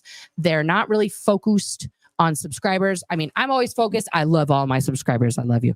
But in order to make an impact and get your stuff out there, you have to be interesting and you have to be making content. So whether you have 1,000 or 100,000 subscribers, that they're trying to like put equity into the playing field so that like somebody with just 100 subscribers can make a viral video as opposed to people like Mr. Beast who just, apparently rule YouTube. So they're trying to get everybody to be connected and make an impact, and they're rewarding people who are doing all the things they want. I know you guys hate the vertical videos, but YouTube loves them. So we do have to keep doing them. We do have to keep doing them. Wendy said something about there's a way to make it go horizontal, or you can view it horizontally. Once you upload it, like you can upload it to CapCut, and then it'll put it out in this format, but it'll still be boxes around it, and then people go like, I can't watch that on my TV. Like you can, you just don't like it, and that tells me you're not an 80s baby who had boxes for television. That's okay. Yes. Christy says, hey girls, I'm so freaking excited to go and protest. We are a bunch of badass women that are going to do it. I'm only just realizing now just how huge this is going to be. Christy, it's going to be amazing. Like I said before, this is the biggest protest against Scientology in Australia for more than 15 years. And I just thought, I'll pop to Melbourne and protest and I'll mention it. And then as I was going on and more people were interested, I thought, do you know what? Let's really go for it. And I have been putting the word out so much. I've been going in people's chats and seeing Aussies and asking them to email me, like, please join us. We really want to make a noise down under. So, yeah. Please. If you guys are here and you're in somewhere in the Australian vicinity and you want to join, please email Perth. Give me your email. perthaudit@gmail.com. Also, sorry, Scooter Mum asked if we can have all the links to the Aussie channels. Do you mean all of the Aussie channels that are involved in Scientology, or just the ones that are going to the protest? I'm going to bring up SPTV.space here at the end. She might have your Scottish accent beat. She absolutely does. She's Scottish, so I'm going to bow to her. I bow to you. Oh, and I'm from Glasgow as well, which is the strongest Scottish accent. That's Scottish. Yeah, we're not fucking about. I appreciate control of the thermostat, the remote, and being on my own time schedule. I love that you don't want anyone to mess it up. That's boom. Be a strong, independent woman. Gregory, you think it's bad in Australia? Try Africa. You can't find a spot at McDonald's. All the Nigerian princes are sitting there just using the internet. Guys, I got a letter from Africa the other day. Hello, madam. My husband has just died and has like all that. I was like, guys, didn't you know this scam went away in like 2002? Like, no. Oh, mate. I got TikTok messages from Keanu Reeves yesterday. Ooh, and sexy. who else was the other one? Another one as well. And they're like, and I just answer them and I go, mate, how are you doing with this? Are you getting a lot of money? Like, do people actually fall for this? You know, like, what are you doing? Right? Idiot. Like, good grief. Like, seriously. Christy says we do have unlimited plans, but they're like $120. Is that for one line? Yeah, it's so expensive. Yeah, I for me, I don't like having loads of direct debits going out of my account, so I just go pay as you go. That's it. And most of the time, I'm using Wi-Fi anyway to make calls, so I'm not gonna. I don't want to commit to a contract, and I'll just buy my phone outright, which is why my phone is covered in cracks and it's buggered. But I've had that for like 5 years, you know. So I might have to get a new one for the protest so I can have two. Hey, you're all right. You're all right. One is all right. Victoria Morton's a new member. Welcome, welcome. Swedish Lena, that is wrong. Nora T was on a prepaid plan, which gives you limited amount of services. We do have unlimited. I have one. All right, Australia. Good job on getting an unlimited plan. Don't forget me, Nora. Donna, I could not forget you. Hello.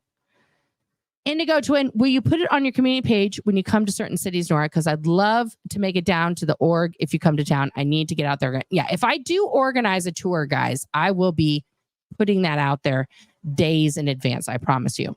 Cheapest Scientology in the world. Oh, in the world is here in Johannesburg. Folks come here because it's cheap. Yes, because the police go there. The what?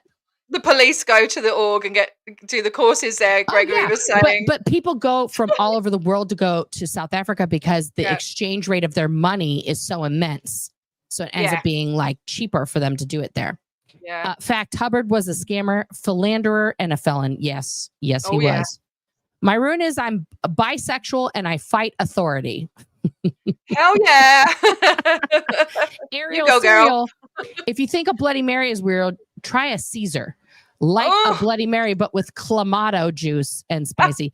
I would probably die because I'm allergic to shellfish. I don't know what clamato juice is. Oh, is that clamato is clam juice. It's like clammy tomato juice. Oh, that's so vile. I don't like shellfish or I don't like fishy fish. Like I like fish from the fish and chip shop, you know, just like fish that doesn't taste like fried. So you're basically from the American South. You just fry it up. Okay. In Glasgow, they do deep fried Mars bars, deep fried pizza, like anything deep. That sounds like the fairs here in America, just deep frying everything. But they put like the batter around it, you know, like I love battered sausages. They're freaking so good. They do the best chips in Glasgow, but they batter everything.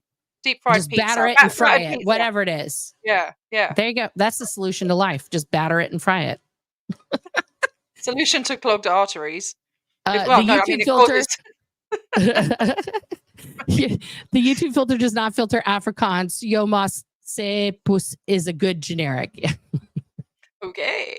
I don't know what that means. I don't know what that means. Yeah, it doesn't. Yeah, if you want to swear, it doesn't filter Afrikaans. So yeah, no, I mean I didn't know what he was saying in Afrikaans. Something about your mom. Okay. Everything in Afrikaans is a yo mama joke. I love that in Mexico, concha means shell or a Mexican sweetbread, but in Argentina, it's a huge insult. Okay. I think female lower anatomy. Oh, okay. Okay. Freebird67, Nora, you're doing a great job on the internet. Thanks for supporting Australia and also Eric Rader. Of course, guys. Of course, I love everybody who's out here supporting the cause of getting rid of Scientology. So yes, my ex-husband is Children of God, Nora. If you've ever heard of that, I have. Yeah, Children of God is intense. That's an intense one, also. Inconceivable. This was about you not liking sports. Sorry. SPTV never ends in Artology. Oh, my Perth. Hello, Kelly. Love you to bits. Hey, Ellen, by the way, still original seats at Fenway. They had much smaller butts back in the day and were okay with hard, uncomfy wood seats. Yeah. Fenway needs an update, but I still want to go. I want to see the green monster in real life. And Perth is like, I have no idea what any of those words just meant. I thought you were talking about the AFL, the big butts in the AFL, which I haven't noticed. Baseball. We're on to America's pastime. Right, baseball. No idea. Bo Beats No Sheep has been a member for a month. I'm late. What's going on, ladies, eh? Pinche Becky, 0F's gifted 5 memberships on my channel. Beautiful. Holy cow. Thank you so much, Becky. If you got a membership right now, thank Becky in the chat. Jenny Chi has been a member for 3 months. Right on. Guys, this has been an amazing talk. I am so glad that I finally got to talk to you in real life. I love everything that you're doing there down under in Australia. Guys, seriously, if you are thinking, you know what, I need to go to Australia for the first time, bonus, I'm going to go protest. If you have your own business, it's a tax write-off. So go to Melbourne, meet up with this beautiful lady and all of her friends, and protest Scientology together, because protesting is better together. Okay, that's my new slogan. All right. Well, we will see you all on the flippity dippity. See your voice down under. That's right, down under. We need you. Yes, let's do it. let's get Australia cleared of Scientology. Okay. Yes. I think we can do it. We can do it. It was supposed to be the first clear continent, and it will so be. we can make it the first unclear continent. It will be the first. It will be the first continent and country cleared of Scientology. Yes, that's our new statistic. I want to go down to New Zealand as well at some point. They've got an org in New Zealand as well, so I want to go down there. Yeah. No. Okay, we're gonna handle that too. We're gonna handle that too. All right, everyone. I love you, and I will see you on the flippity dippity. Bye. Bye. Oh, I want kisses. How do you do that? You gotta